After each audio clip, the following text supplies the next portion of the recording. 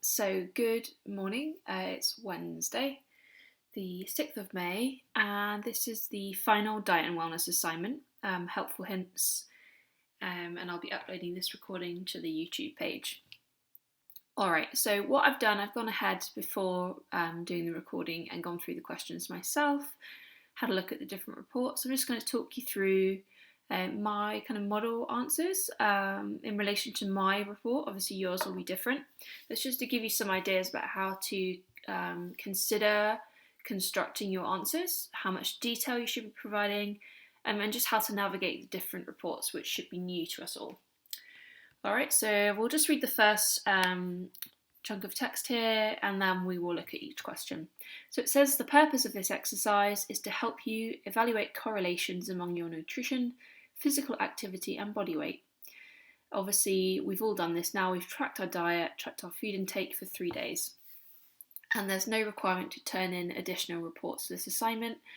You can print them at home if you want to, but as I've done, I've got my questions open in this window, in this tab, and then I've got my Diet and Wellness Plus open in another tab, so I can just easily transfer between the two and save paper. Alright, so the first question 1. Your calorie intake represents the energy in part of your energy balance, obviously. So it's asking us to go into reports and select the energy balance report and choose just one of the 3 recorded days from our food diary and look at all meals. The question we're being asked is, how do your calories consumed compare with your recommended calories? What was your calories burned amount? Alright, so I'm going to go to my Diet and Wellness homepage. I'm going to enter reports. Here is the energy balance report. I'm going to choose the first day of my food diary, so that's the 12th on both of those days. All of my meals and snacks are selected. So as we scroll down the report, let's just read the statement here to help us understand what we're reading.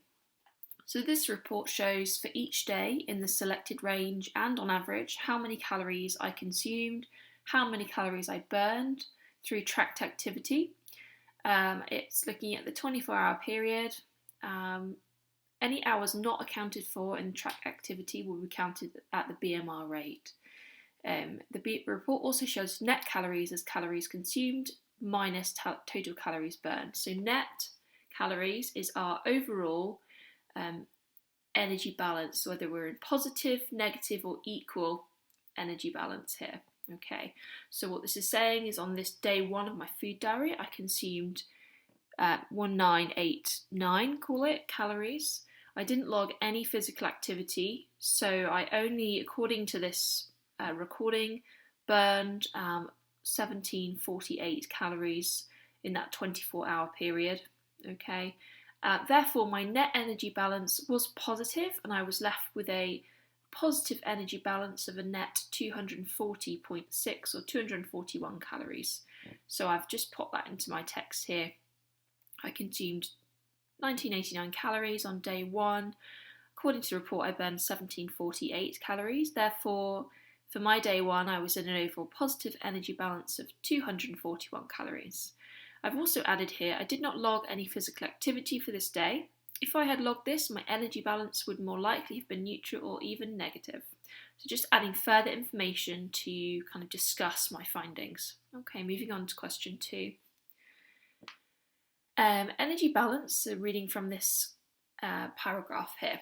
Energy balance is affected not just by food eaten, but also by energy expended or burned. So we're going to be comparing the effects of 2 levels of activity on your energy balance. So it's asking us to go ahead and kind of record an activity for that particular day we've just looked at. And we can choose any activity, so it's just giving suggestions, walking, dancing, cleaning, etc. So select the activity, add 30 minutes of activity, and then we go back to the energy balance report and look at how that changes things for us. Okay, so let's first of all go to reports. Track activity. So the correct date's been sort of automatically input there. So let's see if I went running. Usually I run, let's see, about this fast. Okay, let's add in half an hour, 30 minutes of activity. I'm going to add it into that day. So that's the 364 calories burned in half an hour of running at this pace. So if we go back to reports, energy balance, that's the same day. How has that changed things? Well, I know I've not eaten any more. This is what I ate. But now I've added that activity, I've increased my energy expenditure and burned 364 activities through that activity. Okay, and then as you can see here, number of hours with no logged activity, well, the remainder of the day, and in one of the hours I did half an hour of activity. So calories burned at BMR rate, that's been adjusted because for half an hour I've now been burning calories at a greater rate than my basal metabolic rate because I did the activity. So it's added on this activity to the equivalent of 23 hours of BMR rate calories to result in a total calorie expenditure, energy expenditure of 2,039.5 calories. So I'm actually left in a marginally negative net energy balance, so a net calorie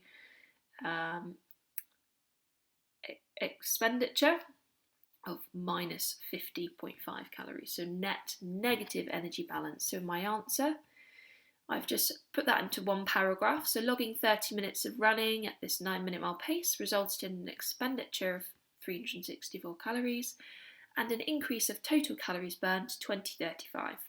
This would have resulted in a net negative energy balance at 51 calories for day one. So that is answering for one level of activity. So I need to go and do that again for a second activity, or rather you will need to do that. So tell me about two different 30-minute physical activities, and so let me just explain. So when I would go back to track activity, before I add another one, I'm going to need to delete this one, okay, and then I can add another one, say for example, I don't know, cleaning. Let's see what comes up. A bit of light dusting, vacuuming, empty the trash. Okay, well we may as well just carry on and do this. Add activity, only 83 calories still, it's better than nothing in half an hour. So now I go back to energy balance and see how that has adjusted things for me. So I'm still in a net positive energy balance, but just by a reduction of 83, well, it's slightly better. Okay, moving on. So you tell me about two activities in question 2. Question 3. Okay, if you want to lose body fat, you must expend more energy than you take in, obviously. Look over your food diaries, and in the reports tab, we're going to go back to energy balance report. Then we're going to enter the first day you recorded your intake and through to the last day, so 3 days, and looking at all meals. So we're going to be looking at how did the calories consumed weigh up or compare with the recommended calories for each of these 3 days? Did you exceed, i.e. end up in positive energy balance for any of these days? How many calories over were you? And obviously looking at the net calories, that's done for you. So if we go back to energy balance, in fact I'm just going to get rid of that activity first, so it's important you've cleared all of your activities before moving on to question 3. So question 3, we go back to energy balance. We're looking at all 3 days of the recorded period and across all meals. So then it logs my day 1, 2 and 3 with my total through the 3 days and then an average. Alright, so I've obviously not logged any activity for that period. And then my net calories for day 1, 2 and 3, the total for the 3 days, and then the average. So looking at my 3-day report, I exceeded the daily calorie recommendation for all 3 days. I was in excess, and then I've just put into a sentence by how many calories I was net positive for day 1, 2 and 3, and then talked about my averages, okay? And then I've just written a statement, and this can be optional if you wanted to try and provide a really full answer. I would suggest you think about the implications of your findings. So if you are in a net positive energy balance, what might be the consequences of that for you in terms of energy balance and body fat, versus a net negative energy balance. So for me, according to this, because I didn't log any physical activity, I've said that in the medium to long term, I would probably expect to gain weight or body fatness over time if I were to consistently remain in the net positive energy balance. That's just me reflecting on my findings and being a little bit more critical in my thinking. Okay, so question 4. Now it's asking us to look at the daily food log report, just for one day where we experienced a positive energy balance. So for me, I could select any of the 3 days. What modifications could you make to the foods and or portion sizes consumed on this date? So I think I just looked at day 1. So let's look at day 1 for me. What did it say? Sorry, go back here. Daily food log report. Here we go. Daily food log for the first day. So this is my daily food log. Okay. So what I'm looking for are kind of ways in which I could maybe easily reduce some calories, or maybe fat. Obviously fat's the highest calorie per gram, the highest energy density nutrient. Let's see. So just scrolling for your information what we've got here. All right.